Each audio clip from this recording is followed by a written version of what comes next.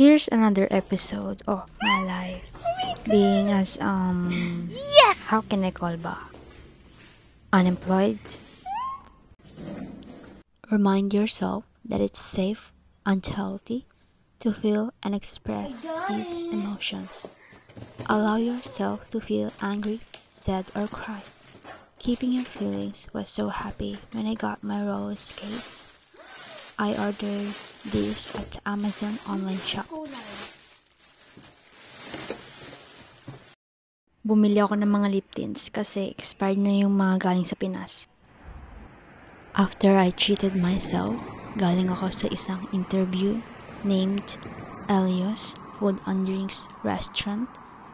Okay naman yung boss doon. Hindi ako kinabahan and thank God. Sobrang chill ko lang din actually and nasagot ko naman kahit papano yung mga tanong kahit hindi ako fluent mag-Italian. Sobrang thankful ako kasi kahit feeling mo you're losing hope, God is always making a way to provide what we need and wants. I was so happy when I got my first ever salary kahit small amount pa yan kasi makakabili na ako ng new uniform sa magiging new work ko. And the rest na natira sa pera ko, nilagay ko na lang sa alkansya ko. Darating yung araw na hindi na ako magtitipid. Yung mabibili ko na yung mga gusto at kaya ko. Walang magpapamilya hanggat hindi tayo stable sa lahat.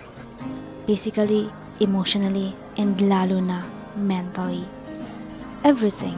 Kasi ayoko someday na mararanasan na naman ng mga magiging anak ko na maghihirap ulit tapos hindi mabibili mga gusto nila. But not for being pagpapaspoil. Syempre, yung simpleng life, yung kaya kong i-provide at ng magiging partner ko soon.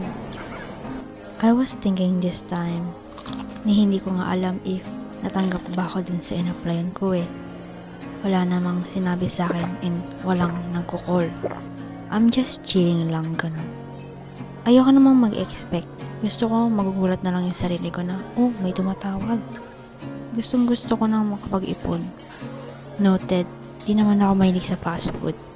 Once a month lang naman ako mag-McDo.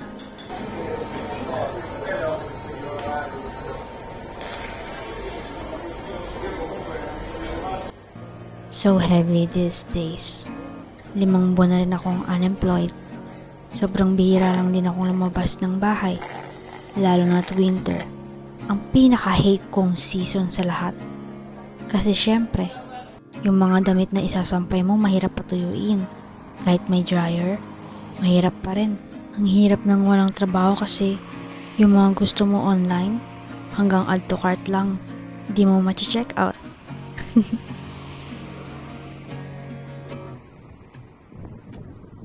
I love being alone. It's addicting actually. Halos ilang araw na rin ako naghahanap ng trabaho online ng mga araw na to. Waiting for God's sign. Naghahanap na rin ako ng work from home sa TikTok.